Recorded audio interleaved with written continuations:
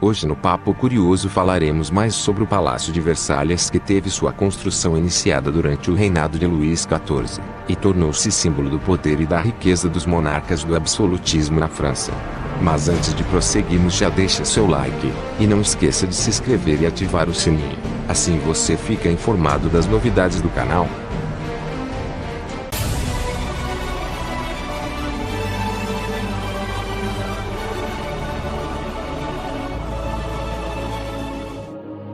Construção do Palácio de Versalhes. Considera-se que a construção do Palácio de Versalhes iniciou-se por ordem do rei Luís XIV, o mais poderoso rei francês do período absolutista. Os franceses chamam o Palácio de Château de Versailles, que, em uma tradução literal, significa Castelo de Versalhes.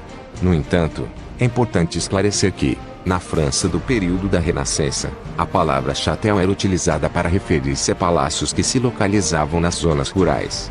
Para os palácios construídos nos centros urbanos, a palavra usada era palais. O Palácio de Versalhes surgiu como uma residência rural para caça usada por Luís XIII, rei da França, entre 1610 e 1643. Tudo começou quando Luís XIII foi para a região de Versalhes, localizada nos arredores de Paris, para caçar nas florestas.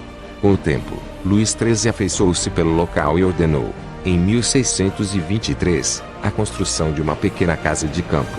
Pouco tempo depois, em 1631, foi ordenada por Luís XIII a reconstrução da casa de campo.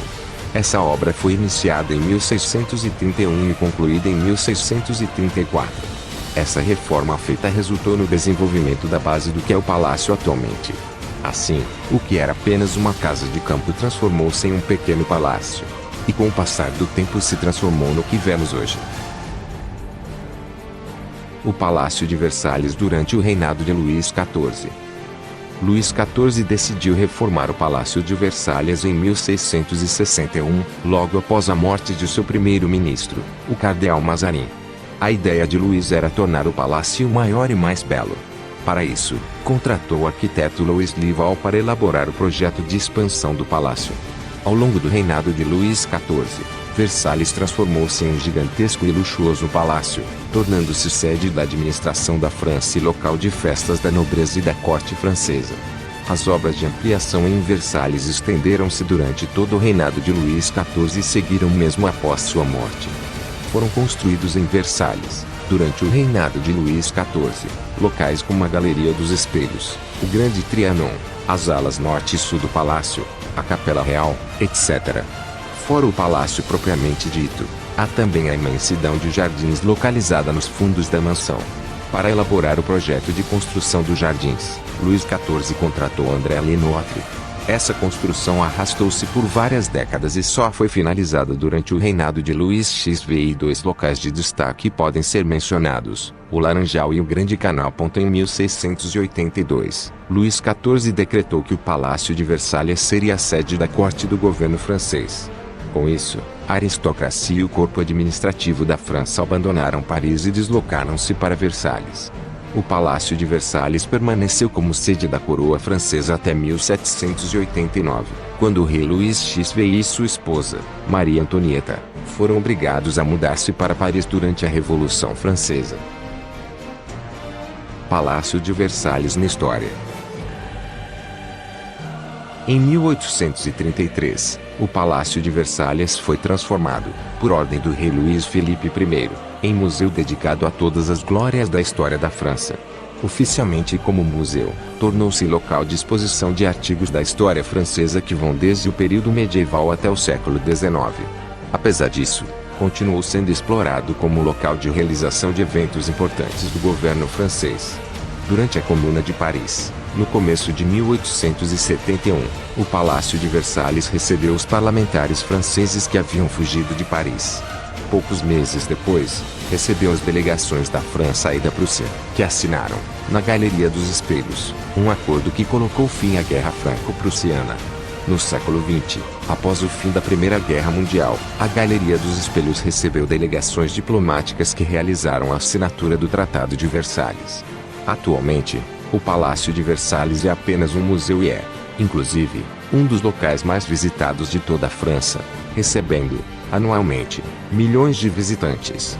Recentemente, em 1999, uma forte tempestade atingiu o palácio, resultando em uma grande destruição.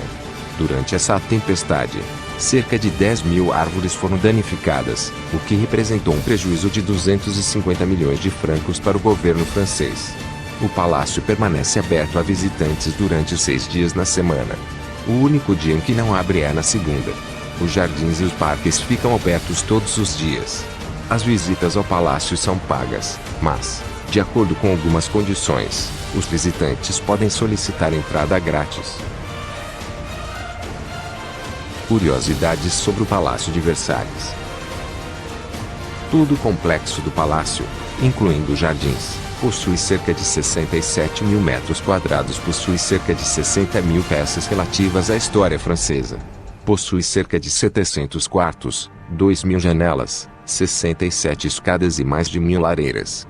Além das informações a respeito da estrutura física do palácio, podem também ser levantadas outras curiosidades, como a Galeria dos Espelhos foi construída entre 1678 e 1684 e possui, no total, 357 espelhos.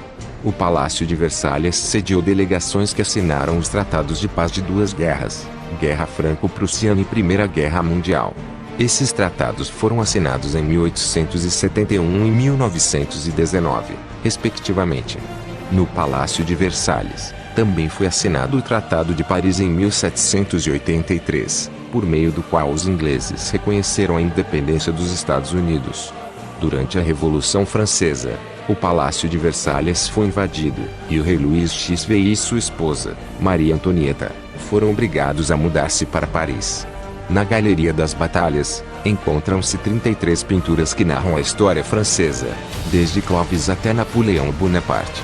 Na Galeria das Batalhas, também são encontrados 80 bustos de grandes oficiais franceses que foram mortos em batalha.